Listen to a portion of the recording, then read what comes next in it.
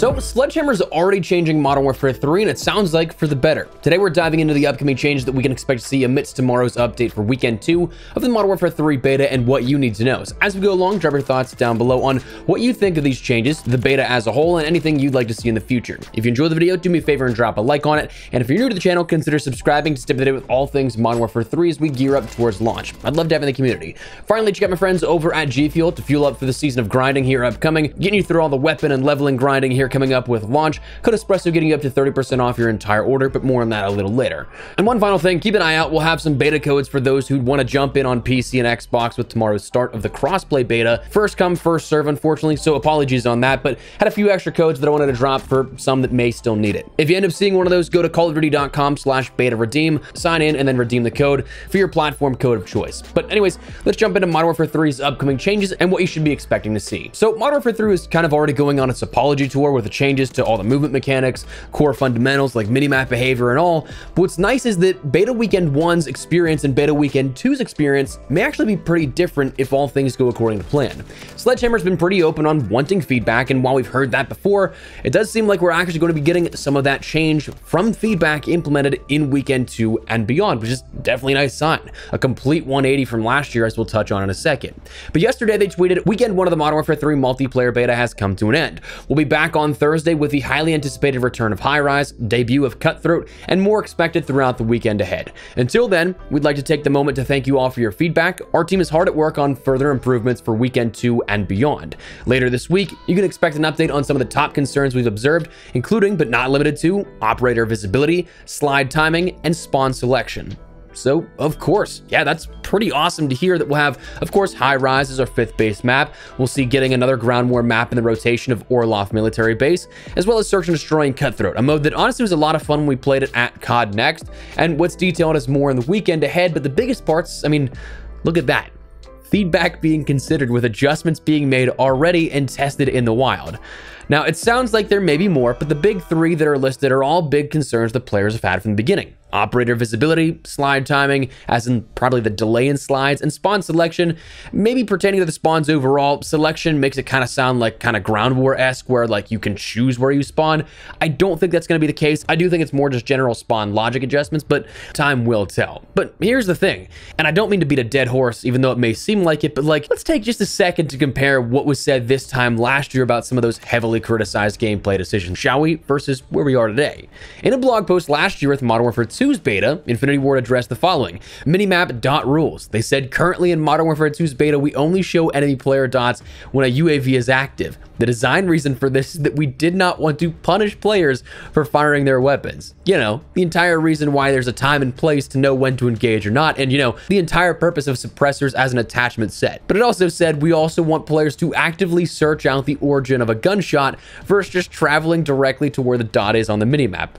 That's the same thing. The dot is the minimap origin. Those changes never implemented, never taken into account. They basically said, here's our reasoning, we're not changing it. Perks, they said, we've seen varied feedback on the perk package system. Some players love it, and others feel it's an unnecessary departure from the original system.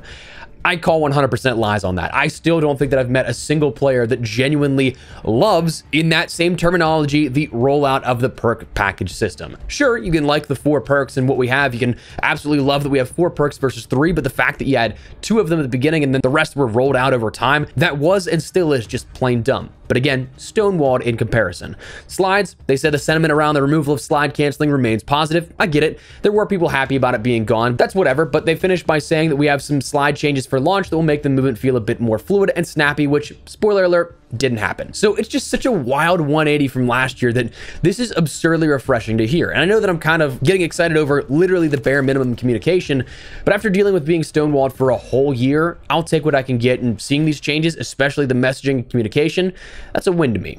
But anyways, what kind of changes can we expect to see in those 3 categories? That part is where it kind of turns into some speculation, sure, but it's based off of prior fact and actual baseline precedent, perhaps. Visibility, no surprise, there was a rough spot for that in the beta.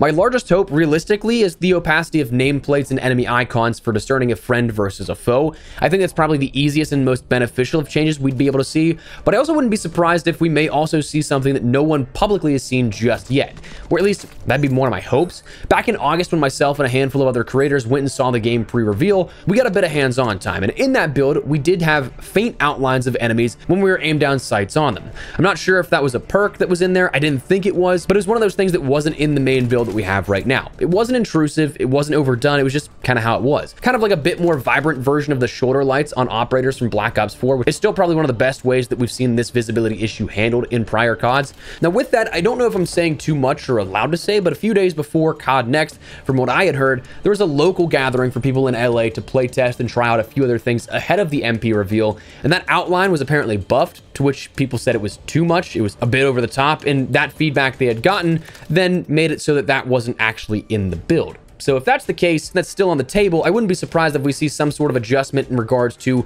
that original faint outline versus something that's just like truly over the top and glaring. That's possible. Slides, this I'm imagining is more so just dealing with that slide delay. There's still a bit of that here, getting back into the tac sprint, that sort of input delay, if you want to call it, or recovery time that may or may not be getting removed. I know removal is what a lot of people were calling for, and if they are listening, as it seems, that might be the route they end up going. And then spawns, well, spawns just need a general cleaning as is. I mean, they're not utilizing squad spawns, which is definitely nice, but it doesn't seem like there seems to be a rhyme or reason that I had seen so far. But I mean, those modes where you'd think spawns were sticky, where you'd be able to control them, you wouldn't. And then others like TDM being way too sticky. One of the ones that we haven't seen in the beta playable just yet, but was seen at COD Next, was that high-rise TDM and kill confirmed. That stuff, it's supposed to have multiple spawn points around the map. You'd be hard stuck in one of those back hallways of the main spawns, even if players are pushing up into those spawns. So that kind of stuff is weird based off the game modes we've seen so far and how the maps flow, but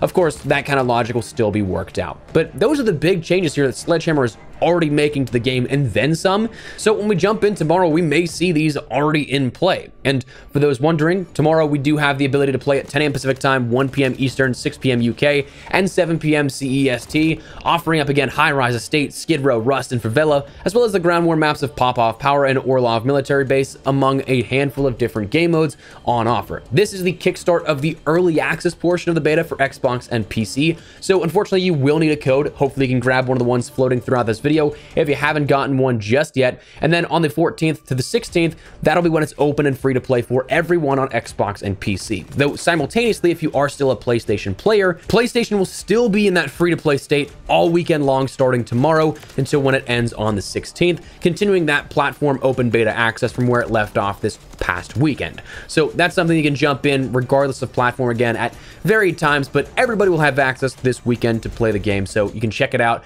whether you want to jump in with a code or if you just want to check it out for free. Doesn't matter, you'll have the ability to. But anyways, Sledgehammer's already changing Modern Warfare 3, and that's what you need to know. So let me know your thoughts down below. Before we wrap everything up, make sure you get my friends over at G Fuel. Again, code Espresso can get you up to 30% off your entire order, and now's a great time to grab a restock or try something out for the very first time. Grind season's upcoming, gonna be grinding out a ton of weapon levels, weapon camos, overall ranks, whatever the case here as of launch with Modern Warfare 3 and beyond. So if you guys want to grab one of my personal favorites as of late, my Team Carnage, we just released the new flavor of Pog Juice. Honestly, top 3 in my opinion right now. Might be a little bit biased, but definitely try it out if you guys would like to. That flavor's been like 2 years in the making. Very happy we can finally share it with you guys. But if you want to check it out or anything else, link in the description below. Code Espresso again, getting you up to 30% off your entire order. But for now, that is what we're going to call it. So drop your thoughts down below. Like these changes for Modern Warfare 3, think they're unnecessary. Whatever the case, drop your thoughts down below. If you enjoyed the video, you found it insightful, do me a favor and drop a like on it. And if you're new to the channel, consider subscribing to stay there with all things Modern Warfare 3 as we gear up for Weekend 2, early access for campaign in a couple of weeks, and then the full launch shortly thereafter. We'll have you covered with everything. But for now, that's what we're going to call it. So thanks so much for watching. My name is Espresso. I'll see you later. Take care and peace.